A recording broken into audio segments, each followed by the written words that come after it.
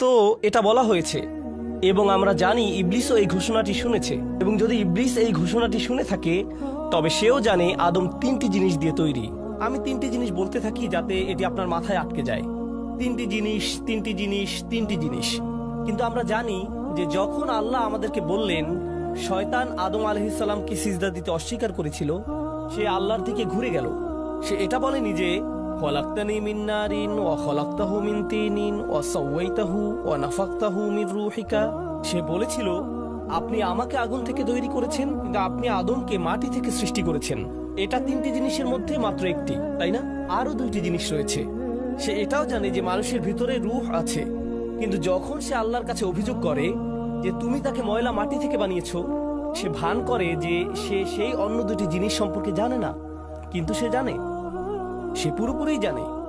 এটি একটা সত্যিই গুরুত্বপূর্ণ জিনিস যা আমি এই সংক্ষিপ্ত মুহূর্তে হাইলাইট করতে চাই। সব মিলিয়ে আদম আলাইহিস সালামের গল্পে শত শত শিক্ষা রয়েছে, তবে আমি আশা করি আমি এই একটি শিক্ষার উপর কিছুটা সুবিচার করতে পারবো।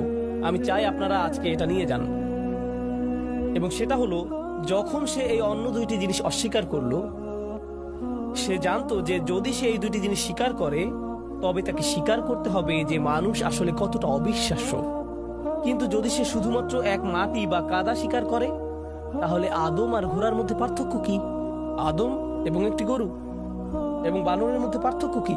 তারা খায়, সে খায়, তার আশ্রয় পায়, সে আশ্রয় পায়, তাদের বাচ্চা আছে, তারও বাচ্চা আছে। সে শুধু একটি বিবর্তিত প্রাণী। ওকে, সব ঠিক আছে। সে শুধু বড় 2টি পায়ের উপর দাঁড়াতে পারে। এটা এমন কি বড় ব্যাপার? সে শুধুমাত্র একটি বিবর্তিত প্রজাতি, এর বেশি কিছু না। তার কাছে আর বেশি কিছু নেই। তাই শয়তান নিশ্চিতভাবেই, ইচ্ছাকৃতভাবেই আমাদের অস্তিত্বের 3টি বৈশিষ্ট্যের মধ্যে অন্য 2টি বৈশিষ্ট্যকে অস্বীকার করে। যদি সে ওই বৈশিষ্ট্যগুলোকে মেনে নেয় তবে তাকে আল্লাহ তাআলার তৈরি আদমের আধিপত্য স্বীকার করতে হবে। সে মানুষকে ঘৃণা করে, সে আল্লাহকে আমাদের এই অবস্থান দেওয়ার জন্য দোষারোপ করে, এবং তাই সে প্রতিজ্ঞা করলো এর জন্য সে শুধু আদমকে ব্যর্থ দেখাতে চায় না। কারণ আপনি জানেন, যদি আপনি আদমকে ঘৃণা করেন তাহলে চাইবেন আদমকে জান্নাত থেকে বহিষ্কৃত করতে। আপনি এটাই করবেন। আমি আমার প্রতিশোধ নিয়েছি, আমি এখন ভালো বোধ করছি। কিন্তু না, শয়তান ভালো বোধ করলো না। এখন আমি তার সন্তান, তার পরিবার, তারও সন্তান, তারও সন্তান, এভাবে সমস্ত মানবজাতিকে বারবার ধ্বংস করে ফেলতে থাকবো। তার ভেতরে প্রতিহিংসা যায়নি। প্রতিশোধ নেয়ার পরে সে ভালো বোধ করলো না, সে একটুও ভালো বোধ করলো না। তাই ব্যাপারটা হচ্ছে, সে যেভাবেই আমাদের ক্ষতি করুক না কেন, তার এখনো আমাদের অনেক কিছু ক্ষতি করার আছে। এখন আমি আমাদের আজকের সবচেয়ে গুরুত্বপূর্ণ বিষয়ে প্রবেশ করছি। কোরআনের এই আয়াতগুলো থেকে যে একটি বিষয় আমরা শিখব, যে ইবলিস কখনোই চায় না মানুষ কোনো বিষয়ে স্বীকৃতি পাক। এবং তার অনেকগুলো সাফল্যের মধ্যে একটি বড় সাফল্য হলো যদি সে আপনাকে এবং আমাকে বোঝাতে পারে যে আসলে আপনি যোগ্য নন। বর্তমান বিশ্বের সবচেয়ে বড় সংকট একজন মানুষ হিসেবে নিজেকে সম্মান করার জন্য নিজেকে মূল্যায়ন করা। আজ সমাজবিজ্ঞান জগতের মানুষ সমাজবিজ্ঞানে, মনোবিজ্ঞান জগতের মানুষ মনোবিজ্ঞানে, বিশ্বজুড়ে পরিবারে এমন লোকদের সংকটের মুখোমুখি করা হয় যারা নিজেদের মধ্যে কোনো মূল্য দেখতে পায় না। ও, আগে আমি একটা চাকরি করতাম, কিন্তু আমি এখন অবসর নিয়েছি। কেউ আমার মতামতকে গুরুত্ব দেয় না, কেউ আমার মতামতকে গুরুত্ব দেয় না। আমি জানি আমি মূল্যহীন। আমি সারাদিন ঘরে বসে থাকি, আমার ছেলের চাকরি আছে, আমার মেয়ে কলেজে যায়, আমি এখন শুধুই অকেজো, আমি সবার উপরে বোঝা হয়ে গেছি। বাড়িতে একজন বৃদ্ধ লোক বসে বসে সারাদিন চিন্তা করতে থাকে যে তিনি সম্পূর্ণ মূল্যহীন। আমি যা করতে পারি তা হলো মসজিদে যাওয়া এবং ফিরে আসা, কিন্তু আমি আমার ভিতরে এই অস্থিরতা নিয়ে বেঁচে আছি। এর চেয়ে ভালো হতো যদি আমি মরে যেতাম। সে এই চিন্তাগুলোর ভিতরে ভিতরে করতে থাকে, কিন্তু সে বলে না। কখনো কখনো তিনি এমনটাও বলেন যে সে সম্পূর্ণ অপদার্থ হয়ে বেঁচে আছে। এমনকি একজন যুবক তার যোগ্যতা নিয়ে কটাক্ষ শুনে বেঁচে থাকে। সে ভাবে আমার ভাই স্নাতক করেছে, আমার চাচাতো ভাই চাকরি পেয়েছে, বাকি সবাই ভালো করছে, তিনি ইতিমধ্যে বিয়ে করেছেন, আর আমার দিকে তাকাও, আমি কিছুই পাইনি, আমি এইগুলোর কোনোটাই সম্পূর্ণ করিনি। ওহ, আমি এতগুলো বছর নষ্ট করেছি, আমার এটা করা উচিত ছিল, ওটা করা উচিত ছিল। সবাই আমাকে বলে আমি একজন পরাজিত, আমি অবশ্যই একজন পরাজিত। ইবলিস কি করতে চায়? সে আপনার জীবনে আপনার চারপাশের লোকদের কিছু বলতে চায়। তারা আপনাকে এমন কিছু বলে যা আপনাকে অকেজো, অপদার্থ অনুভব করায়। এমনকি তারা এটা বুঝতে পারে না যে তারা এটা করছে। এমনকি তারা এটাও বুঝতে পারে না যে তারা আপনার উপর প্রভাব ফেলছে।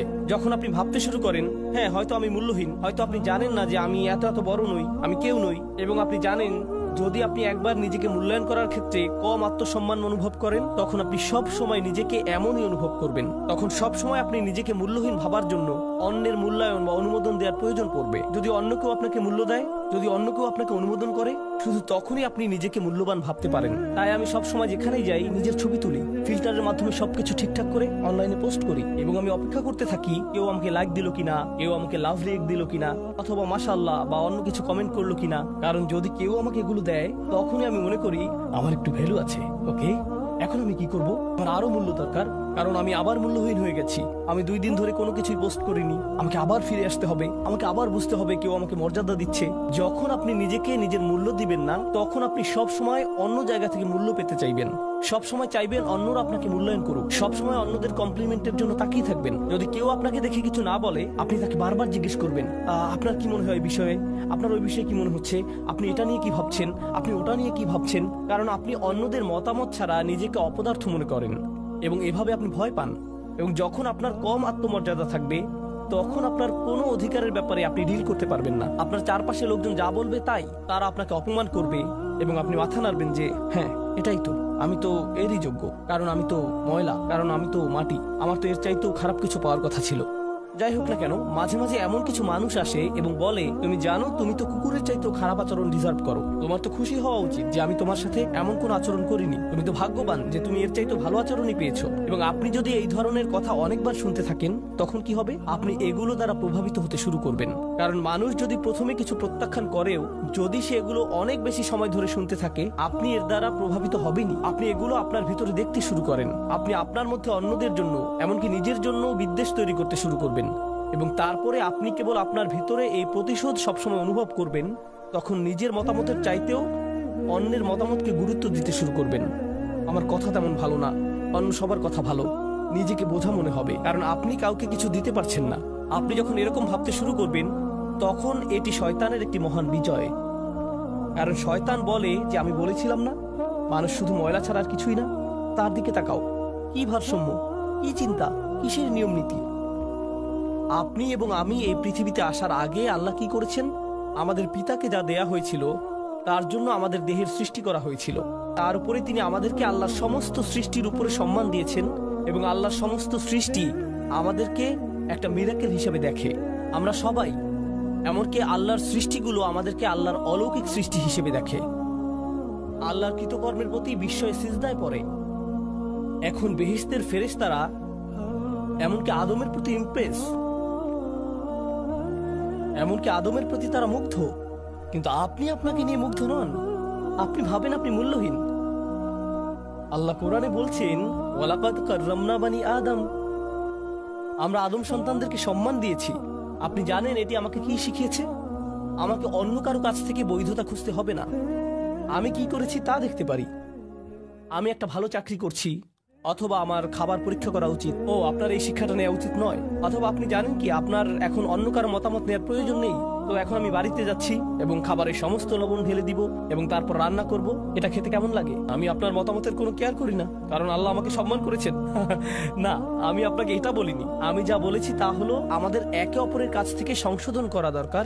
আমি যা বলেছি তা হলো আমাদের একে অপরের কাছ থেকে সংশোধন করা দরকার। আপনি যখন নিজেকে মূল্য দেন, তখন সমালোচনা অপমান নয়। যখন আপনি নিজেকে সত্যি সম্মান করেন, যখন আপনি সত্যি নিজেকে উপলব্ধি করেন, তখন আপনি বুঝতে পারবেন কেউ যদি আপনার সমালোচনা করে এবং বলে আরে আপনি এটি ভুল করেছেন, ঠিক করে নিন, অথবা এটি তার চেয়ে ভালো হতে পারে, আপনি আমাকে এটি ঠিক করতে বলে আসলে আমার উপকারী করলেন, তখন আপনি অপমানিত বোধ করবেন না। কারণ যখন আপনি সত্যি কম আত্মমর্যাদা অনুভব করেন, তখন সমালোচনাই আপনার কাছে এমন মনে হবে। কিন্তু সত্যি যদি আপনি নিজেকে আত্মমর্যাদা সম্পন্ন মানুষ মনে করেন, তখন আপনার এই অনুভূতি চলে যাবে।